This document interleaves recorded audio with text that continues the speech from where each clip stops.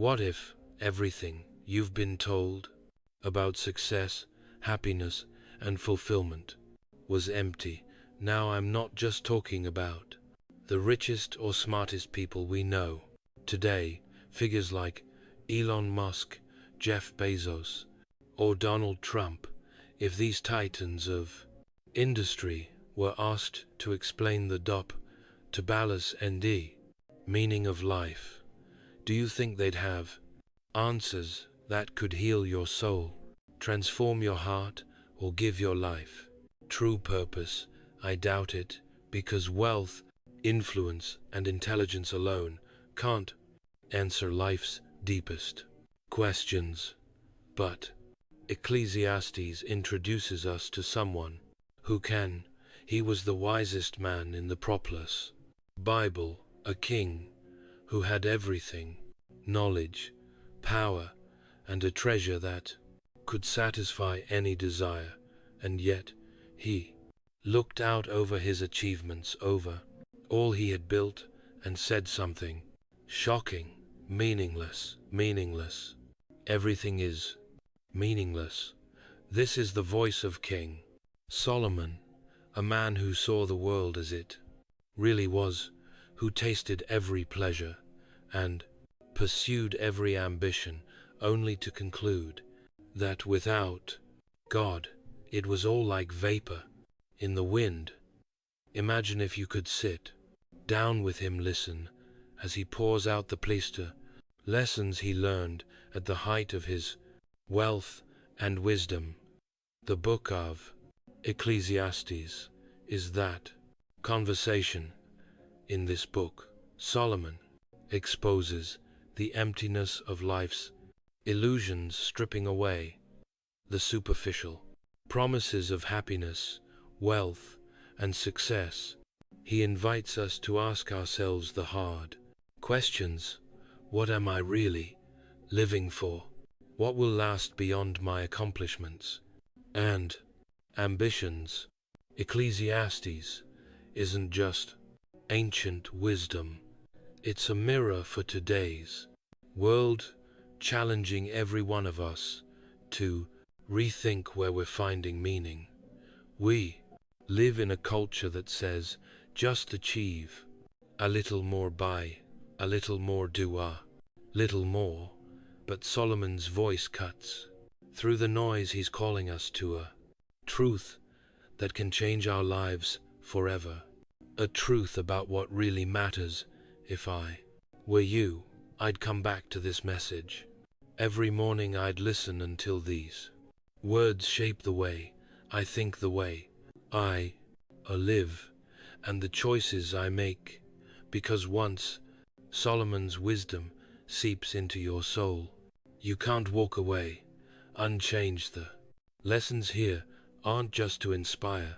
They're meant to transform you, to align your life with God's truth, to give you a foundation that lasts beyond the passing pleasures of this world. By the end of this video, you'll understand what Solomon meant by that life without God is as fleeting as a breath. And if these words resonate with you, don't keep them to yourself. Share this video from Deep Bible Stories with someone who needs to hear it. Let's bring as many people as we can into the wisdom that's here. Wisdom that can bring healing, purpose, and clarity. So, are you ready to uncover the secrets of a life that truly matters?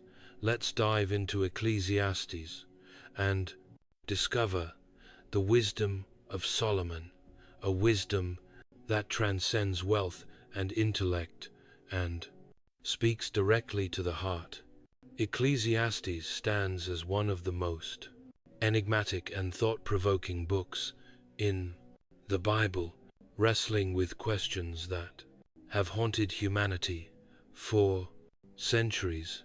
Unlike other books that overflow with divine promises, miracles, or prophecies, Ecclesiastes confronts us with life's star realities, its brevity, its mystery, and at times its seeming futility, written by a figure known as the teacher, or Caliph, traditionally believed to be King Solomon. Ecclesiastes is an unflinching look into the depths of human existence and the pursuits we cling to in search of meaning.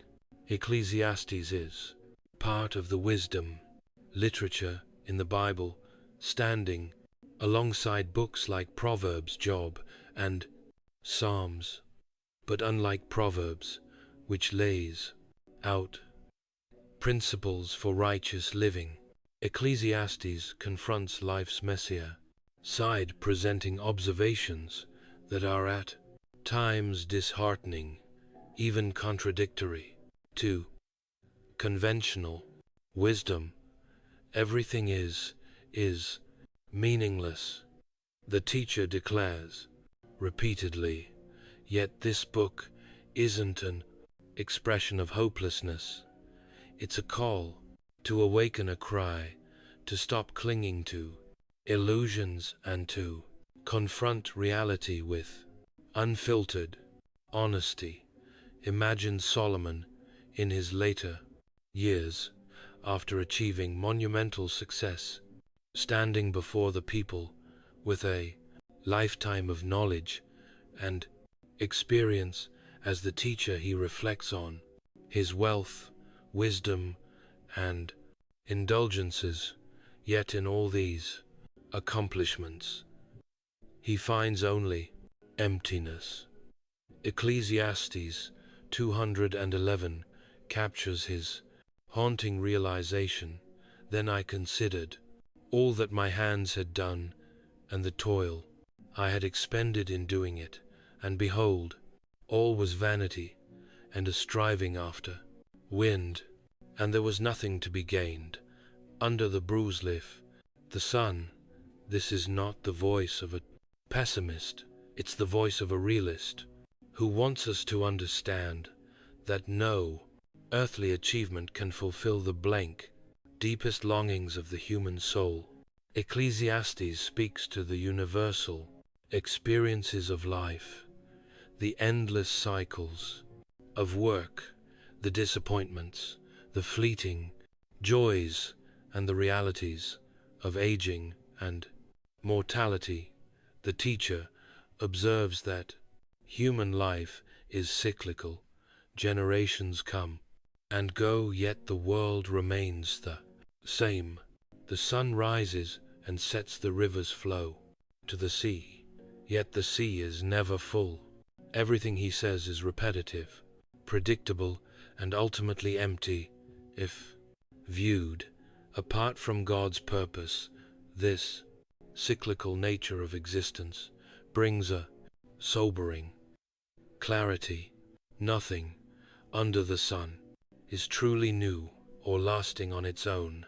Ecclesiastes confronts us with a world that keeps turning indifferent to our ambitions or achievements. In his quest for meaning, Solomon experiments with pleasure, wealth, and wisdom. He amasses riches, pursues knowledge, indulges in every possible pleasure, hoping to find satisfaction, yet in all of it he finds hev, that Hebrew word meaning vapor or breath.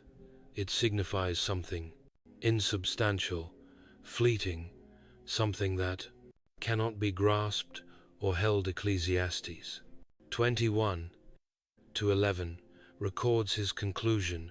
I denied myself nothing my eyes desired. I refused my heart no pleasure. Yet when I surveyed all that my hands had done, everything was meaningless, a chasing after the wind. For Solomon, who had everything, this wasn't a simple observation, it was a painful revelation. But Ecclesiastes isn't just about despair, it's about reframing our lives around eternal truths rather than temporal illusions. The teacher's message echoes the sentiments found in the Book of Job, where Job too confronts life's inexplicable suffering and human limitations. Job, however, cries out to God for answers, while Ecclesiastes invites us to find humility in the mystery, to embrace the limits of our understanding. The phrase, "under the sun," appears frequently in Ecclesiastes, signaling the teacher's perspective. He's evaluating life strictly from a human point of view. What can be seen measured, or experienced on earth, without considering the divine.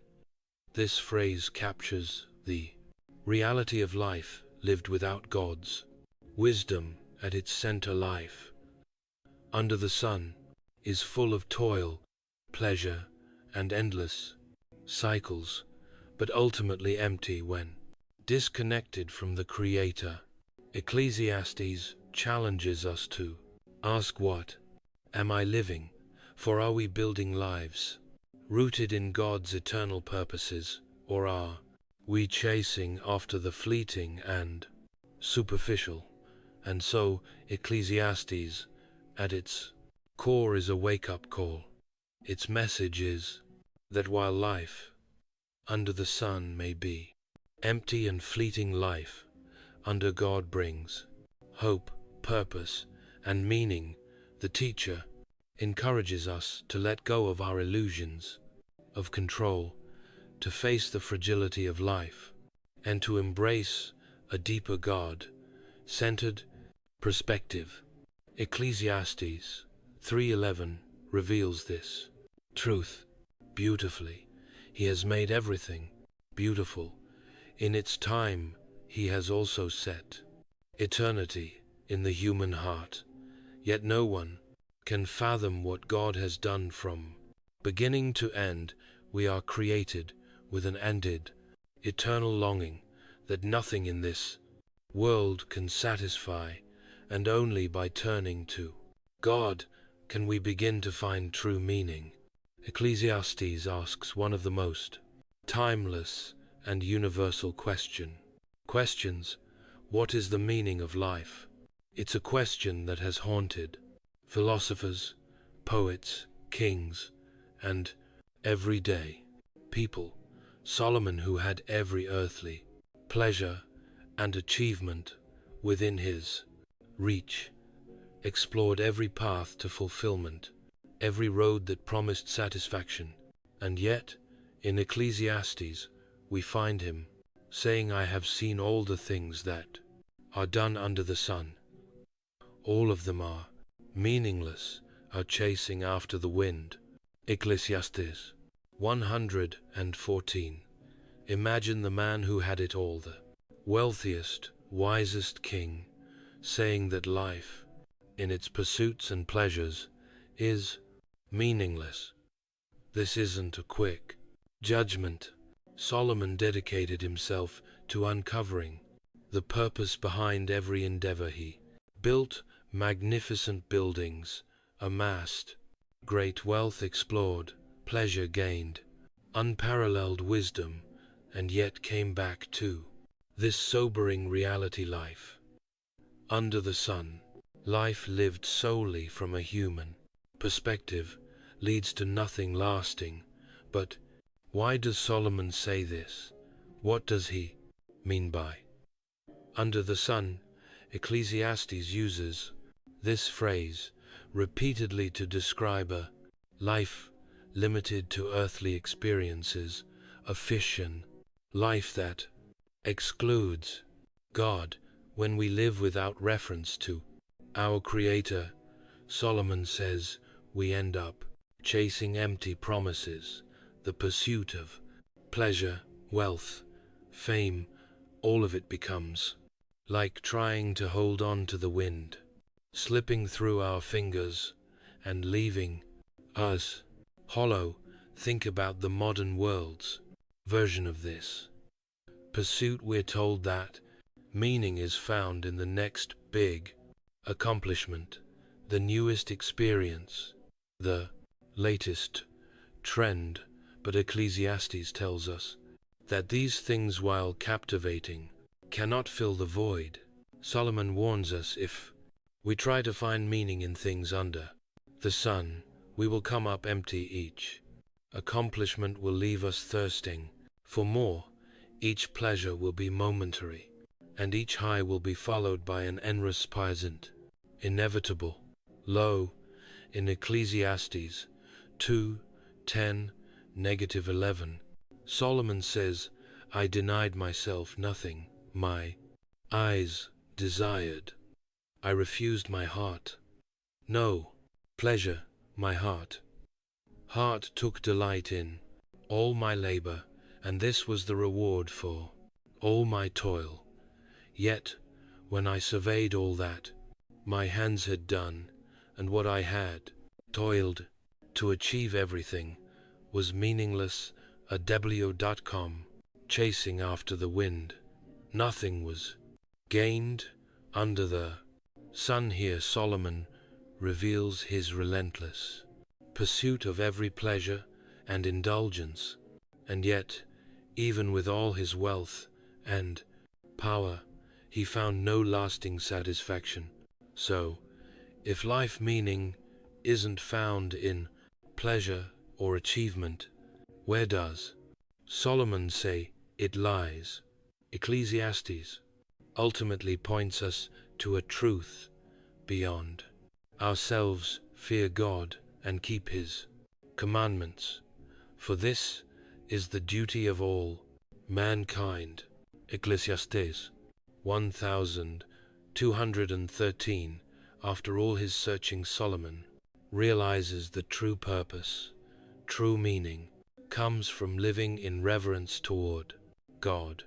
It's a life that looks beyond the temporary and seeks the eternal, a life that honors God above all else. This isn't a call to abandon joy, love, or passion. Instead, Solomon shows us that all of these things are gifts from God, to be enjoyed in the right way, in the right perspective, with Him at the center. Ecclesiastes 3:11 tells us, He has made everything beautiful in its time. He has also set eternity in the human heart. Yet, no one can fathom what God has done from beginning to end. There is a purpose, a beauty in everything God has created, but it is only found when we see life as He intended, rooted in a relationship with Him, anchored in eternal truth, and free from the empty cycle of striving. Consider this. We live in a world where so many people feel like they're on a treadmill, running and running, but never arriving. Perhaps you felt this too. The need to accomplish, the drive to succeed, the desire for approval, only to realize that each milestone quickly fades, leaving you wanting more. Ecclesiastes speaks directly to this feeling. It invites us to step off the treadmill, to stop chasing the wind, and to discover that life's true meaning is not in the temporary, but in the eternal. It's in knowing and honoring in God, whose purposes for us reach beyond anything we could achieve on our own. This message is powerful because it's so countercultural. The world tells us that we are enough on our own, that fulfillment is found in being true to ourselves or living our truth.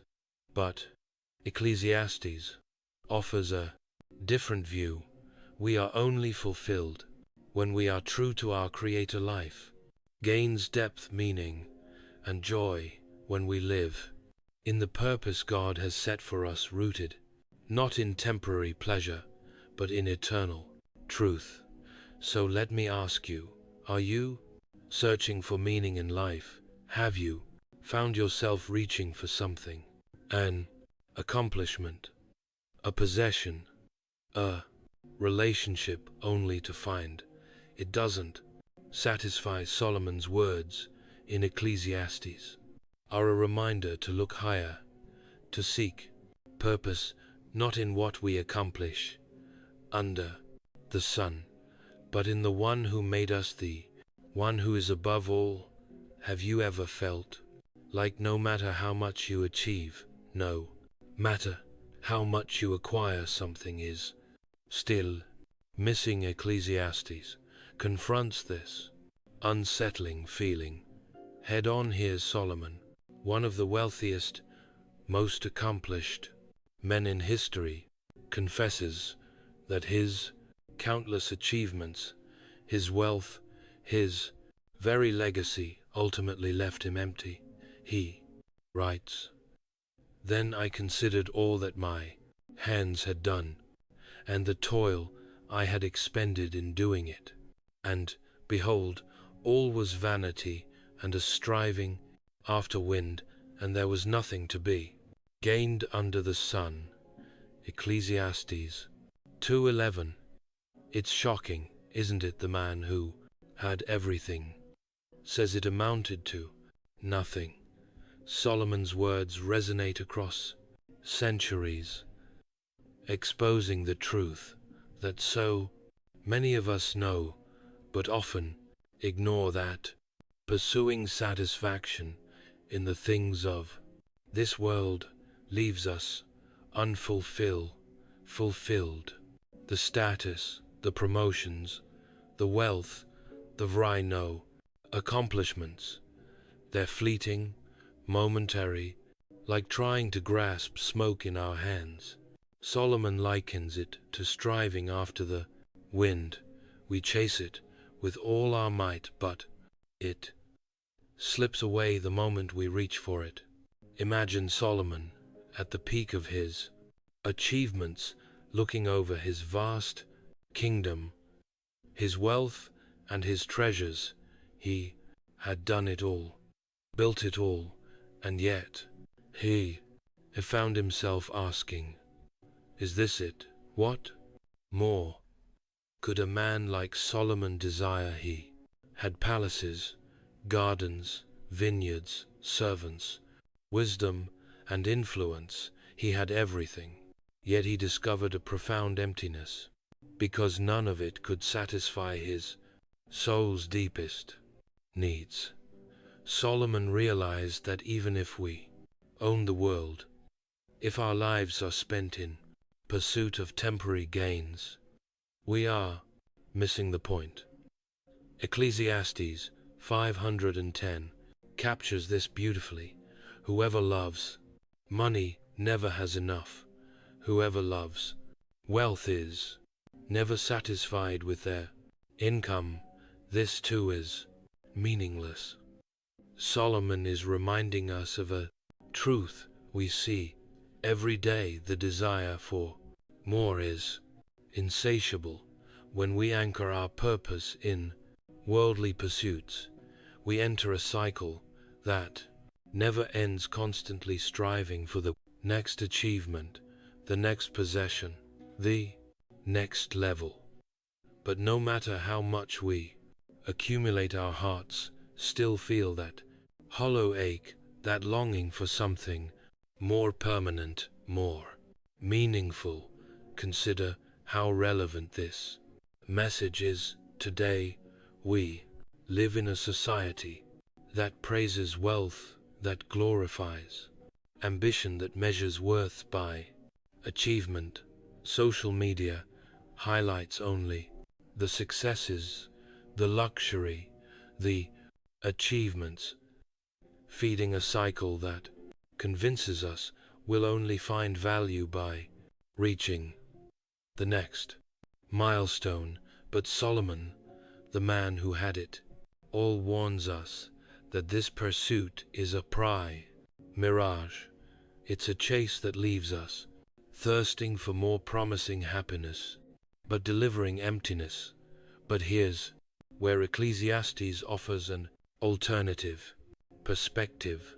Solomon's wisdom in Ecclesiastes doesn't deny the value of work or the joy of accomplishment. Instead, it reframes them. Ecclesiastes 3:12-13.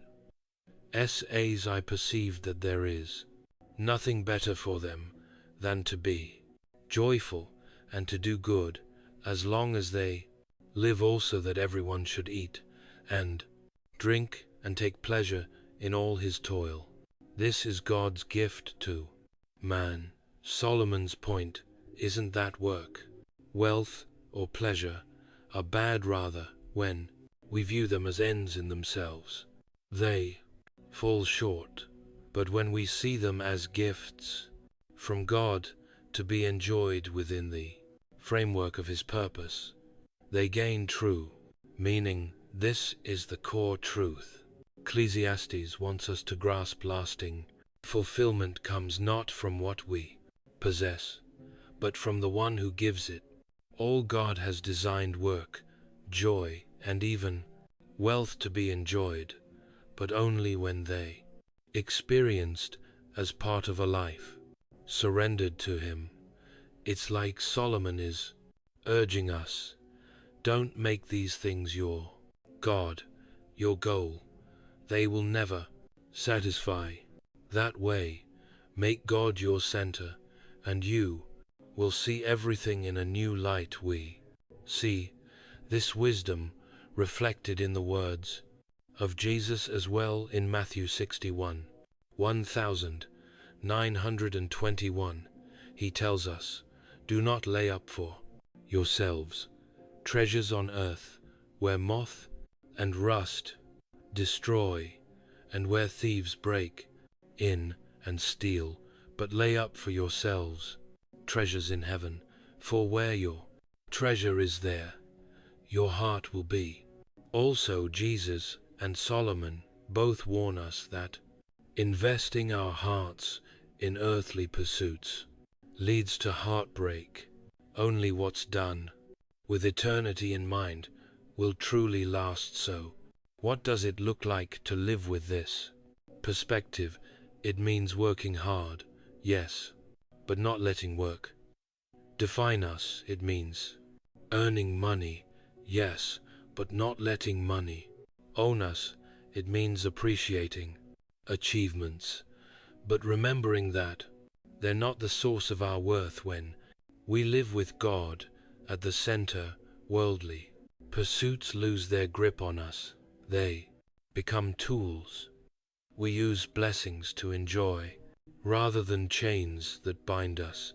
Let me ask you, where are you investing your energy, your time, your heart? Are you chasing after the wind, or are you rooted in something that will last? Solomon's words challenge us to examine our lives, to see through the illusions of worldly pursuits, and to find our purpose and value in God. There is a time for everything, and a season for every activity under the heavens. Ecclesiastes 31. These words are among the most famous lines in Ecclesiastes. They carry a profound truth. Every season, every moment of our lives has its own purpose. Solomon, who wrestled deeply with the meaning of life, brings us to a realization about time that is both humbling and freeing. He reveals that we are not in control of time. God is. There is a time to be born, a time to die, a time to plant, and a time to uproot. Life seasons unfold as part of a divine design, and each one brings its own lessons, its own joys, and its own sorrows. Solomon begins Ecclesiastes 3 with a public list of contrasts, capturing the full range of human experience, joy and sorrow, building and tearing down, speaking and staying silent, loving and letting go. These are not just random occurrences. They are moments orchestrated by God. Solomon reminds us that we are part of something much bigger than ourselves, a tapestry of life woven by the Creator, where each thread, each season has its place. The wisdom of Ecclesiastes calls us to embrace each season with faith, trusting that God knows the purpose behind every joy and every struggle. Consider the words of Ecclesiastes 3:11, where Solomon says, "He has made everything beautiful. In its time he has also set eternity in the human heart." Yet, no one can fathom what God has done from beginning to end here. Solomon touches on a mystery that resonates deeply within all of us. We sense that life has a larger meaning, that there's something beyond the limits of time, yet we cannot fully grasp it. God has placed eternity in our hearts, a longing for something lasting, something eternal, and yet our view is limited. We can't see the whole picture, but God can. He knows the end from the beginning, and in His time, He makes everything beautiful. Think about the seasons in your own life, the times of joy, the times of grief, the times of waiting, and the times of growth. Each season brings something unique, something necessary for your journey. Solomon teaches us that we're not meant to rush through life, wishing one season away to get to the next. Instead, we're called to be present, to learn from every moment, to trust that God is working in ways we may not yet understand today. In a world that values speed, productivity, and instant gratification, it's easy to feel impatient. We often want the next season to arrive before the current one has ended. We want answers, we want change, and we want it now. But Ecclesiastes challenges this mindset, urging us to accept that some things unfold only in God's timing. Just as a seed takes time to grow into a tree, some parts of our lives need time to reach their full potential. The waiting, the growing, the refining, all are part of God's purpose. Ecclesiastes 7:14 offers a profound insight into accepting both the good and the bad in life. When times are good, be happy. But when times are bad, consider this: God has made the one as well as the other. Therefore, no one can discover anything about their future. Solomon is telling us that every season, both the joyful and the difficult, comes from God's hand. He is with us in every moment, shaping our lives through both triumphs and trials. This perspective doesn't mean we deny pain or hardship. Rather, it means we trust that God is using each season for His purpose, that He's present even in our struggles. This wisdom is echoed in the book of James, where we're reminded to consider it pure joy when we face trials, because these trials develop perseverance, which leads to maturity and completeness. James 1:4. Both Ecclesiastes and James remind us that seasons of hardship aren't without purpose. They are part of God's refining process, a way of building our faith, drawing us closer to Him and preparing us for what lies ahead. But Ecclesiastes doesn't only dwell on the difficult seasons. It also calls us to Rejoice in the blessings God gives us.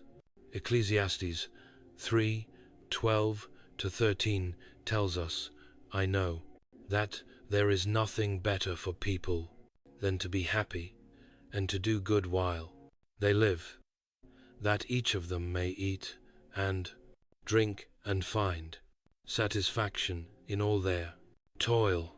This is the gift of God. Solomon urges us to find joy in the simple things, to see God's blessings in the daily rhythms of life. Life isn't just about enduring difficult seasons. It's also about savoring the good ones, enjoying the gifts God provides, and recognizing His hand in the beauty around us. So, what does this mean for us? Today, it means learning to live in the free present moment, to trust that God's timing is perfect, and to embrace each season as part of His plan. It means releasing control, surrendering our impatience, and allowing God to lead us through every phase of life. When we acknowledge that our lives are held in His hands, we find peace even in uncertainty, even in waiting. We learn to live in harmony with God's timing, no longer striving to force things to happen, but instead resting in the knowledge that His timing is always right. Are you in a season of waiting, of growth, of struggle, or of joy? What might God be teaching you at this time? Solomon's words invite us to consider our current season and to trust that God is at work even when we can't see it. Each season, no matter how it feels, has meaning, whether you're in a time of laughter or mourning, of building or letting go. God is there with you, guiding you, shaping you, making everything beautiful in its time. If God is just, then why do the wicked seem to thrive while the righteous struggle? Why do those who defy God's ways often live in comfort, while those who seek Him face hardship and suffering? In Ecclesiastes, Solomon confronts these questions head on. He doesn't shy away from the tension. Instead, he digs deeply into this mystery, one that has perplexed believers and skeptics alike for centuries. Solomon's words are stark in Ecclesiastes 8:14. He observes there is something else, meaningless, that occurs on earth: the righteous who get what the wicked deserve, and the wicked who get what the righteous deserve. Imagine Solomon, the wisest king, deeply troubled by this reality, seeing good people who fear God, facing pain and injustice, while those who ignore God's commands seem to prosper. This wasn't just an observation for Solomon, it was a painful contradiction that challenged his understanding of life and justice. We too feel the weight of this question, don't we? We see people who cheat, lie, and exploit others climbing to success, while those who act with integrity and compassion often face setbacks. It's easy to feel disillusioned, to wonder if living righteously is even worth it. But Solomon urges us to look beyond what we see under the sun.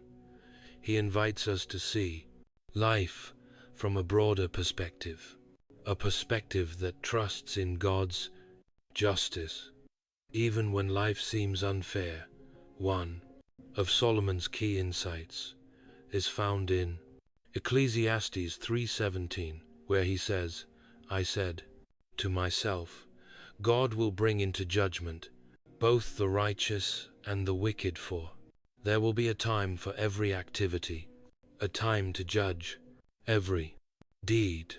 Solomon reminds us that while the scales of justice may seem off balance, now God's judgment will come. The justices we witness are not overlooked by God. He sees, he knows, and in his time he will bring every action into account. The prosperity of the wicked and the suffering of the righteous are temporary realities, but God's justice is eternal. This idea resonates deeply with other parts of Scripture, where we're reminded that God's timing and justice are perfect, even when we can't see it. Psalm 37, 7-9 echoes this sentiment: be still before the Lord, and wait patiently for him. Do not fret when people succeed in their ways, when they carry out their wicked schemes. Refrain from anger and turn from wrath. Do not fret, it leads only to evil. For those who are evil will to be destroyed, but those who hope in the Lord will inherit the land. The psalmist encourages us not to be consumed by the success of the wicked. Instead, we're called to hope in God, to trust that He is working even when life appears unjust. In Ecclesiastes, Solomon also cautions against envying the wicked or losing heart in the face of their temporary success. Ecclesiastes 7:15 captures this tension in this meaningless life of mine. I have seen both of these, the righteous perishing in their righteous, and the wicked living long in their wickedness. Solomon points out that prosperity isn't proof of God's favor, nor is suffering proof of God's disapproval. He encourages us to live with integrity, regardless of life's apparent injustices, to remain faithful, even when things seem upside down. The path. True reward of the righteous isn't found in earthly success, but in the peace of knowing we are aligned with God's. We'll consider how countercultural this message is. Today we're told that success is the ultimate goal, that wealth, power, and influence are signs of a life well lived. But Solomon, having experienced all these things, warns us not to measure our lives by worldly standards.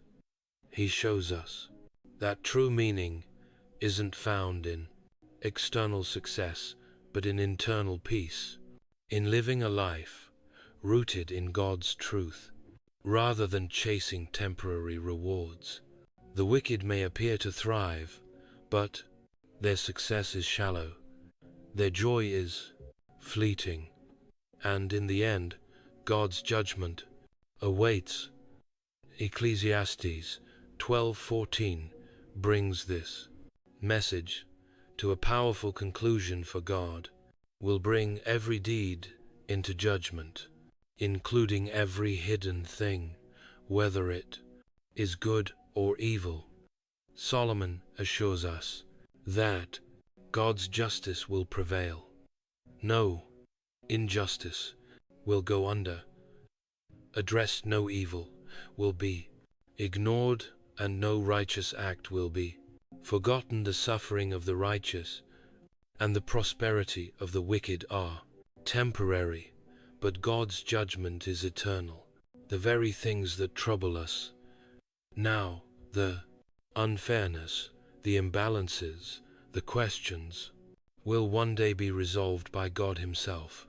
And so Solomon's wisdom in Ecclesiastes challenges us to live faithfully, not for temporary reward, but for eternal truth. We may not understand why the righteous suffer or why the wicked prosper, but we can trust that God does. Our call is to remain steadfast, to trust in God's goodness and to remember that He holds the final word over every life. Do you feel disillusioned by life's unfairness? Are you struggling with the question of why the wicked prosper? Solomon's words invite us to bring these frustrations to God, to trust that His justice, though it may seem delayed, will come. Our role is not to judge the wicked or despair over injustice, but to live faithfully, knowing that God sees and honors the lives of those who love Him. In a world that prizes knowledge and celebrates intelligence, Ecclesiastes presents a startling truth. Wisdom and knowledge don't always bring happiness. In fact, Solomon, who was granted unmatched wisdom by God Himself, found that with great knowledge often comes sorrow, for with much wisdom comes much sorrow. The more knowledge, the more grief. Ecclesiastes 1:18. Imagine that a man gifted with divine wisdom, someone who understood life's mysteries more deeply than anyone, declaring that his wisdom actually increased his grief. How could that be?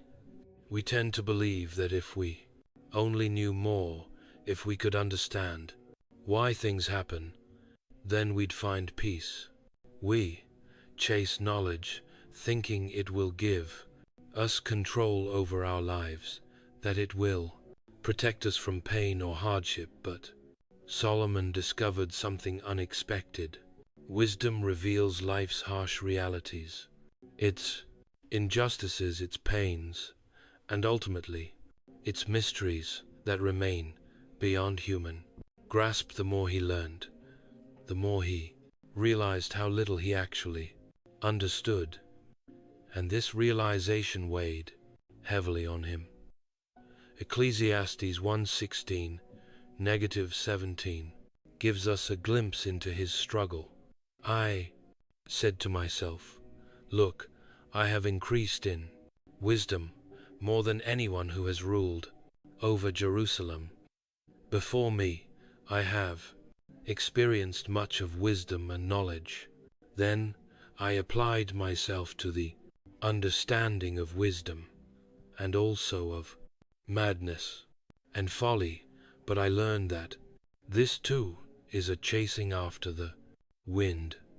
Solomon's quest for knowledge led him to realize that many of life's mysteries, especially the big questions about suffering, justice, and the meaning of life, are beyond human understanding. He describes this pursuit as chasing after the wind, emphasizing that knowledge alone cannot provide lasting peace or fulfillment. This paradox resonates deeply in today's world where information is more accessible than ever, yet true understanding feels increasingly out of reach. We live in an age where knowledge is constantly increasing, yet anxiety, depression, and feelings of emptiness are more common than ever. Solomon's words remind us that knowledge without God leads to disillusionment. When we rely solely on our own understanding, we're left with a sense of incompleteness because human knowledge alone can never answer the eternal questions of life. We may know more facts, but facts alone don't give us wisdom, and they certainly don't provide peace. Solomon also explored wisdom and folly, comparing them to find out if human wisdom could offer more joy or peace. In Ecclesiastes 2:13-14 he writes, I saw that wisdom is better than folly, just as light is better than darkness. The wise have eyes in their heads, while the fool walks in the darkness. But I came to realize that the same fate overtakes them both. While wisdom is certainly valuable and preferable to ignorance, Solomon recognized that wisdom alone cannot prevent life's tragedies. Both the wise and the foolish ultimately face death, and neither can control the mysteries of life. This realization led Solomon to conclude that while wisdom has its advantages, it's not the ultimate source of peace or security. He saw that wisdom in itself cannot shield us from suffering, nor does it guarantee understanding of God's plans. Ecclesiastes 8:17 captures his frustration. Then I saw all that God has done. No one can comprehend what goes on under the sun. Despite all their efforts to search it out, no one can discover its meaning. Even if the wise claim they know, they cannot really comprehend it. Solomon admits that no matter how wise we become, God's ways remain beyond our reach. Human wisdom has its limits, and only God holds the full understanding of life's mysteries. This message is powerful. It reminds us that we cannot control life by understanding it fully. Knowledge and wisdom have limits, and when we try to find ultimate meaning in them, we end up feeling frustrated and empty. True wisdom, Solomon found, begins not with human knowledge, but with reverence for God. Proverbs 9:10 says it best: "The fear of the Lord is the beginning of wisdom, and knowledge of the Holy One is understanding." Solomon recognized that wisdom is only fulfilling when it points us to God, when it leads us to a humble acknowledgement that His ways are higher than our own. Ecclesiastes teaches us that the search for wisdom, when disconnected from God, leads to despair. But when connected to God, it brings peace. It's an invitation to surrender our need to know everything and to trust that God knows what we cannot. It's a call to humility, to recognize that our understanding is limited, and to place our faith in the Proster, one who sees the full picture. Knowledge, for its own sake, can leave us empty, but knowledge that leads us to God brings life in our own lives. We often find ourselves asking, why did this happen? Why do good people suffer? Why are there injustices that go unpunished? Solomon's wisdom teaches us that not every question has an answer. We can comprehend God's plans are deeper, His purposes higher, and rather than frustrate us, this truth can free us. We don't need to know everything, because we know the one who does. So let me ask you, are you seeking answers that only God knows? Are you wrestling with questions that keep you from resting in Him?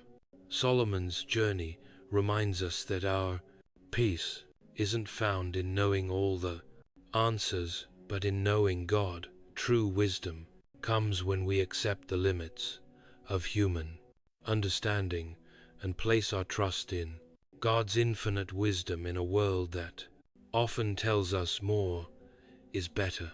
Ecclesiastes offers a refreshing perspective.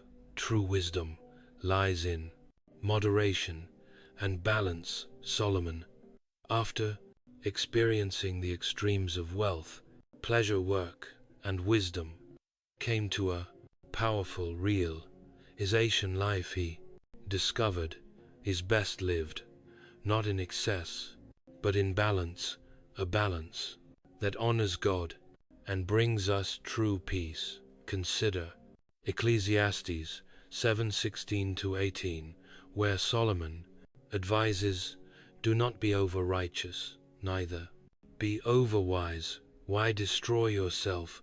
Do not be over-wicked, and do not be a fool. Why die before your time?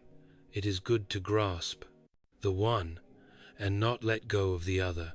Whoever fears his God will avoid all extremes." Here, Solomon is calling us to avoid the pitfalls of extremes, whether in religious zeal, reckless living, or the pursuit of knowledge.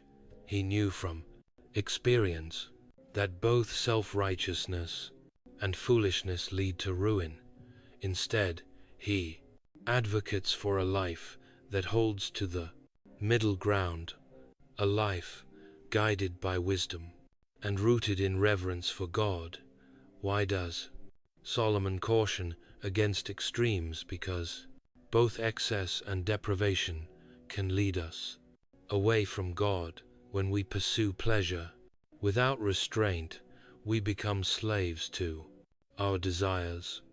And when we seek wisdom or righteousness to the point of pride or self-reliance, we risk falling into self-righteousness, believing that we can earn our worth through knowledge or virtue. Moderation and balance bring us back to humility, reminding us that we are not the center of the universe. God is living with balance, means enjoying God's gifts without letting them control us, using wisdom without placing it above God's guidance, and pursuing righteousness without self-righteousness. Ecclesiastes 31:8 also reflects this balanced perspective, as Solomon lists life's many contrasting seasons, a time to plant and a time to uproot, a time to weep and a time to laugh, a time to mourn and a time to dance. Each of these experiences has its place, and wisdom lies in embracing each season without letting anyone define us. Life's beauty is in its variety, and a balanced life means understanding that both joy and sorrow are part of God's design. Solomon's view reminds us that we're not meant to cling only to comfort, nor should we chase only hardship as though suffering brings us closer to God. Instead, we're called to live each season fully recognizing that God's purpose spans the highs and lows. This message challenges today's culture, where we often find ourselves chasing the next big thing. We're encouraged to push limits, to live with excess, to maximize every moment and experience to the fullest. But Solomon warns us that this way of life, though appealing, leads to burnout and dissatisfaction. Ecclesiastes 5:10 speaks directly to the endless pursuit of wealth. Whoever loves money never has enough. Whoever loves wealth is never satisfied with their income. This too is meaningless. The drive for more wealth, more success, more pleasure ultimately leaves us feeling empty. Solomon's wisdom invites us to take a step back, to see the value of enough, and to appreciate the simple, balanced life as a gift from God. The Book of Proverbs, also attributed to Solomon, echoes this call to moderation and contentment. Proverbs 38:9 offers a prayer of balance. Give me neither poverty nor riches. but give me only my daily bread. Otherwise I may have too much, and disown you, and say, Who is the blessed Lord? Or I may become poor, and steal, and so dishonor the name of my God. This prayer reflects a heart that understands the danger of both extremes. Too much can lead us to pride and self-sufficiency, while too little may lead us to despair and dishonor. True wisdom is found in being content with what God provides, recognizing that He is our sustainer. But Solomon's wisdom on moderation and balance doesn't just apply to wealth or pleasure. It extends to our relationships, our ambitions, and even our spirituality. He warns us against self-righteousness, cautioning that overzealous judgment or pride in our goodness can be just as harmful as reckless sin. A life in balance is one that values humility, that pursues wisdom and righteousness without forgetting our reliance on God's grace. So how do we apply this wisdom of moderation and balance in our own lives? It begins with gratitude and a heart that is satisfied with what God provides. When we live in gratitude, we resist the temptation to chase what we don't have. We enjoy life's blessings without letting them define us, and we face life's challenges with a sense of peace, knowing that they too have their purpose. Balance means saying enough when the world tells us to say more. It means resting when the world says to keep pushing, and it means honoring God in both our highs and lows, seeing Him as our constant, regardless of life's changes. Knowledge, it's something we all crave.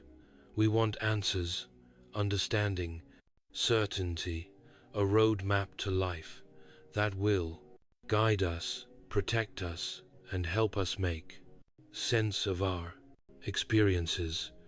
But Ecclesiastes delivers a sobering message.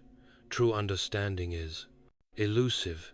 Even the wisest king, blessed with unparalleled insight, found himself grappling with life's mysteries, realizing that no ounce of human knowledge could fully reveal God's purposes.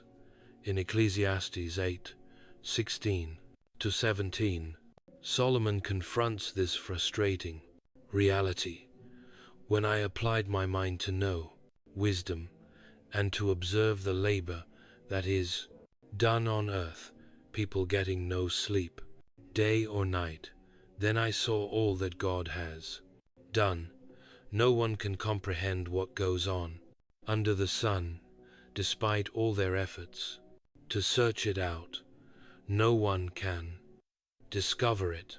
Meaning, even if the wise claim they know, they cannot really comprehend it. Here, Solomon acknowledges that human wisdom has limits.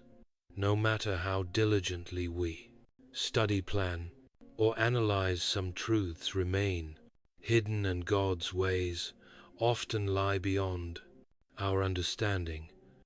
Imagine Solomon, the blank man who explored everything from natural science to human psychology, confessing that knowledge alone cannot satisfy by our deepest questions. This wasn't a lack of intelligence, it was the recognition of a greater truth. We are finite beings, trying to understand an infinite God. The pursuit of knowledge, noble as it is, ultimately reaches a point where human reason fails, where our best efforts are met with mystery rather than clarity. Solomon's words are a call to humility, reminding us that true wisdom isn't found in possession all answers, but in accepting that some answers belong only to God.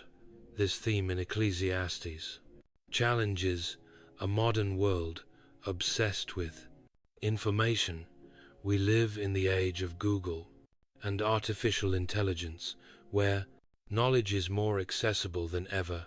We're conditioned to believe that if we search hard enough, we'll find an answer to every question. But even with all our advances, we're no closer to solving life's biggest mysteries. Questions about purpose, suffering, morality, and the afterlife. Ecclesiastes exposes the illusion that human knowledge can provide ultimate understanding, reminding us that true peace comes not from knowing everything but from trusting the law of one who does. Solomon isn't suggesting that we reject learning or curiosity. In fact, the Bible encourages us to seek wisdom, to pursue knowledge, and to grow in understanding. Proverbs 4-7 tells us, "The beginning of wisdom is this: get wisdom, though it cost all you have, get."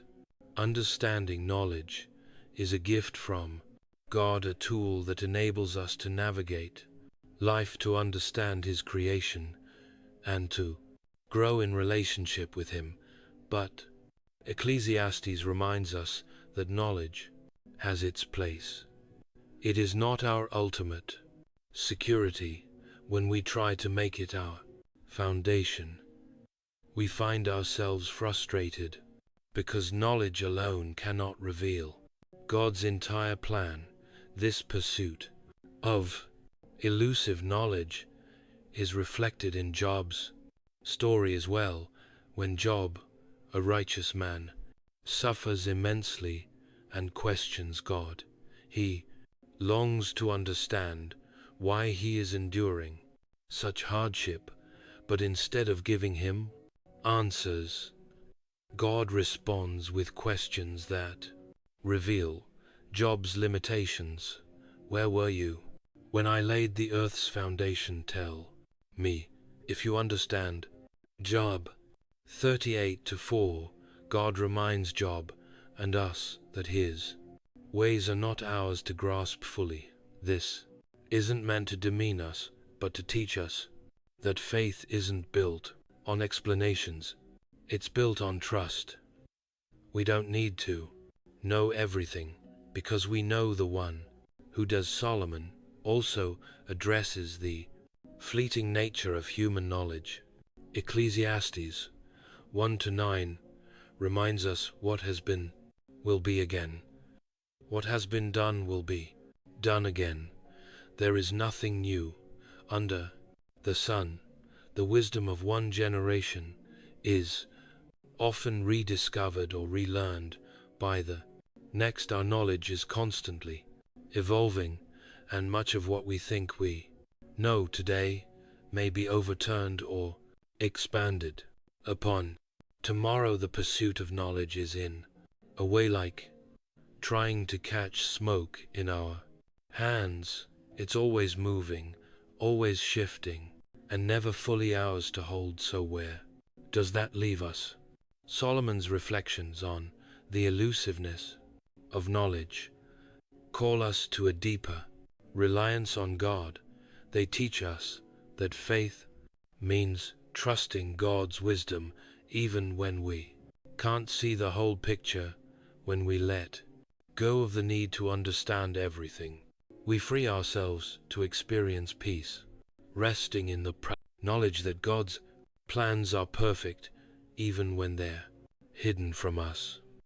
Let me ask you, are you searching for answers that only God can provide? Are you frustrated by the mysteries that life presents? Solomon's words encourage us to shift our focus from seeking certainty to seeking God when we find ourselves grappling with questions we can't answer.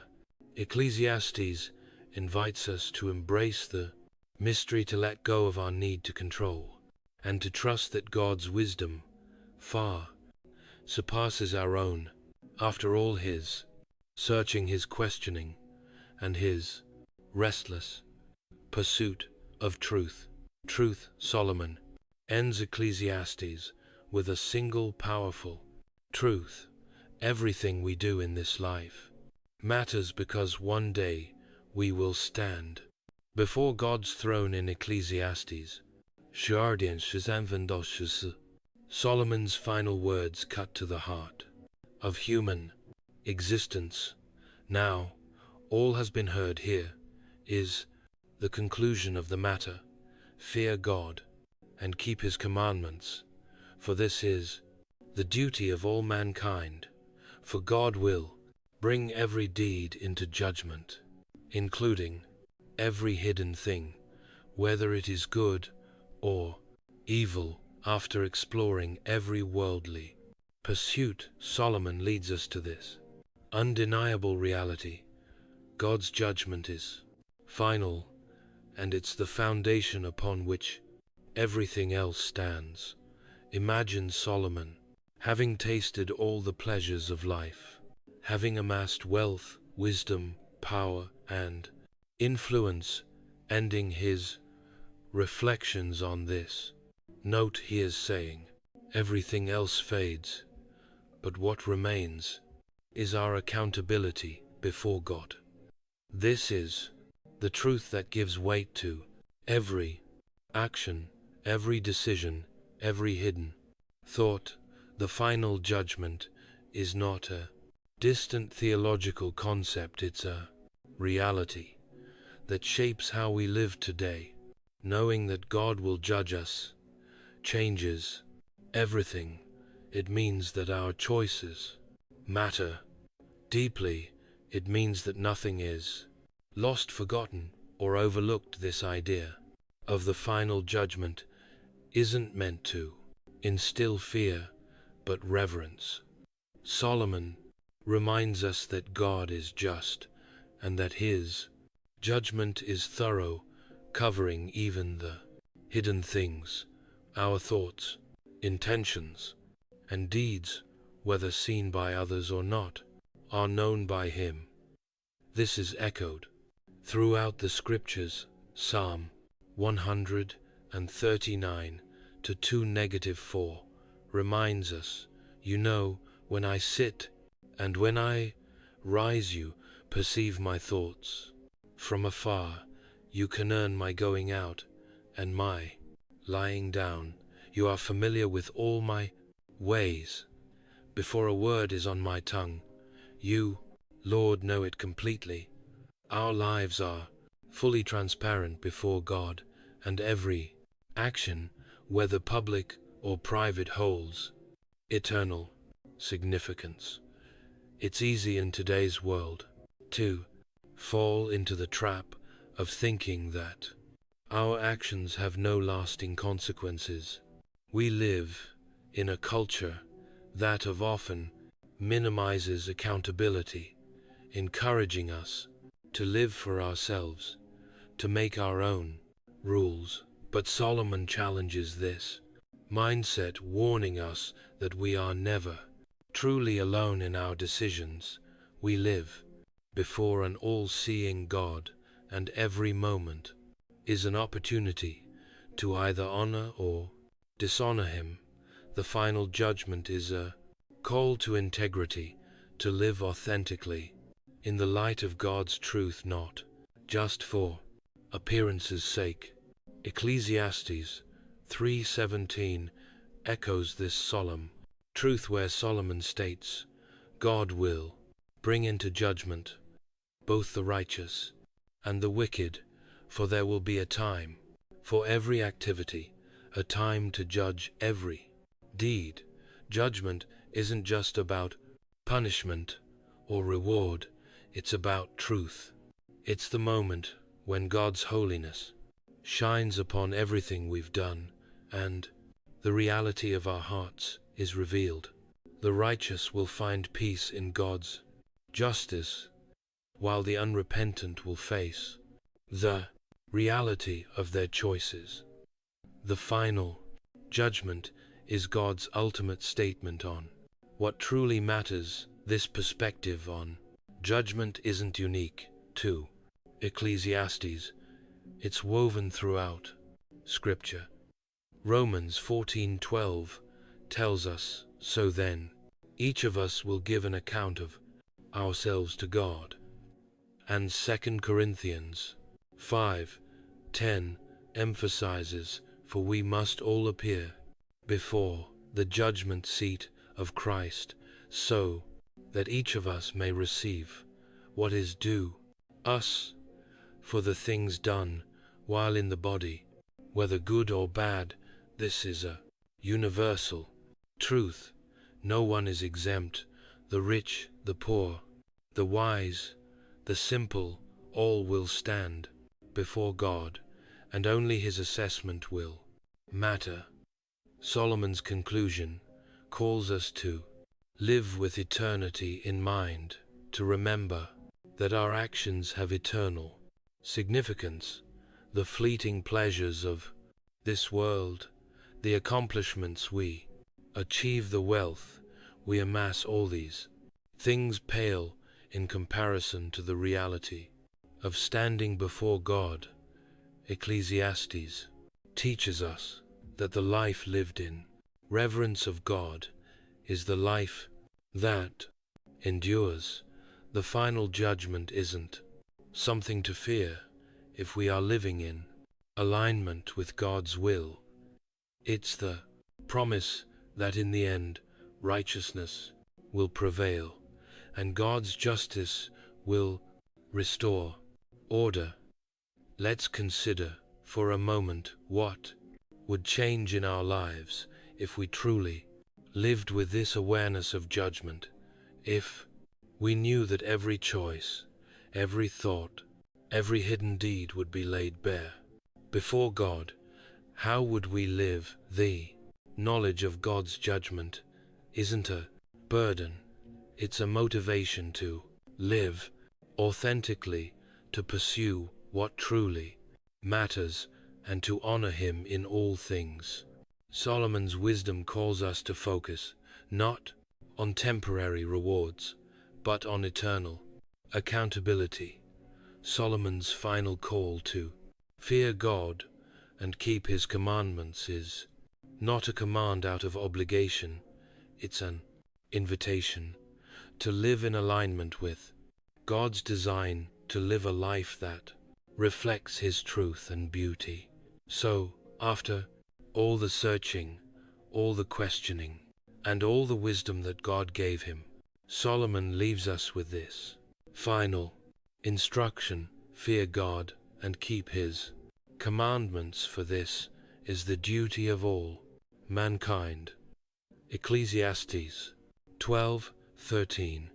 These are not just the closing words of Ecclesiastes. They're Solomon's answer to life's deepest questions. The great meaning of life, he tells us, is simpler than we might think, not in its depth, but in its essence. To live in awe of God, to honor Him, to walk humbly according to His ways. This is what gives life its true lasting purpose throughout Ecclesiastes. Solomon has taken us on an unflinching journey through the human experience. He explored the pursuit of pleasure, the allure of wealth, the quest for wisdom, and the complexities of justice and judgment. He showed us the limits of human understanding and reminded us of the relentless passage of time.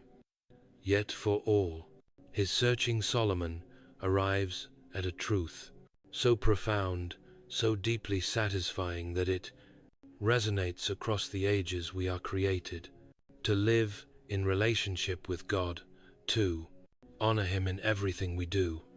Consider this: after a lifetime of experiencing everything the world could offer, Solomon found that nothing in this world could satisfy the deepest needs of the soul. Not knowledge, not success, not pleasure, not power, all these pursuits, he realized, were like chasing the wind. They seemed to promise fulfillment, but in the end, they only left him empty. It wasn't until he returned to the source, to the one who created him, that he found what he was truly looking for. So, what does it mean to fear God? It means to live with a reverent awe, an awareness of His greatness, and a humility about our own limitations.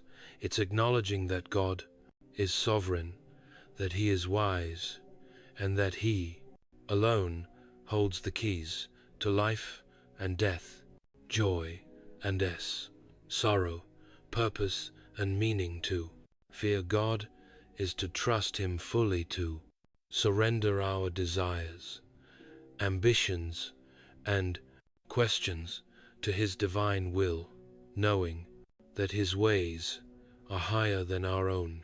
Solomon's wisdom calls us to center our lives around God's presence, not the pursuit of earthly rewards. To keep His commandments means to live in obedience, not because we're compelled by obligation, but because we love and honor the one who made us. It's about a relationship with God that brings both freedom and accountability, that guides our steps and gives meaning to each moment. And here's the beautiful part: when we live with God at the center, everything else falls into place. We find peace, not in answers, but in faith. We find joy, not in excess, but in the simple blessings God provides. We find meaning, not in what we achieve, but in who we are in Him. Ecclesiastes invites us to let go of the things that distract us and to embrace the life God intended for us, a life of purpose, humility, and eternal hope. So let me ask you, what are you pursuing? Are you building your life around things that will pass away, or are you seeking the one who gives life, meaning? Solomon's journey through Ecclesiastes isn't just his story, it's our story too. We all wrestle with questions, we all face moments of emptiness, and we all desire a purpose that transcends the temporary. Solomon's words challenge us to let go of what is fleeting and to root our lives in what is eternal. Thank you for joining Deep Bible Stories on this journey through Ecclesiastes. Remember, the final word isn't about human understanding or worldly success. It's about reverence for God, the pursuit of a life that honors Him is the pursuit that will never disappoint. So keep Him at the center, live with humility, and remember that in Him you have found everything you need. May God bless you as you walk in His wisdom and grace. Until next time, stay grounded in His truth and keep seeking the life that only He can provide. Stay blessed. Amen.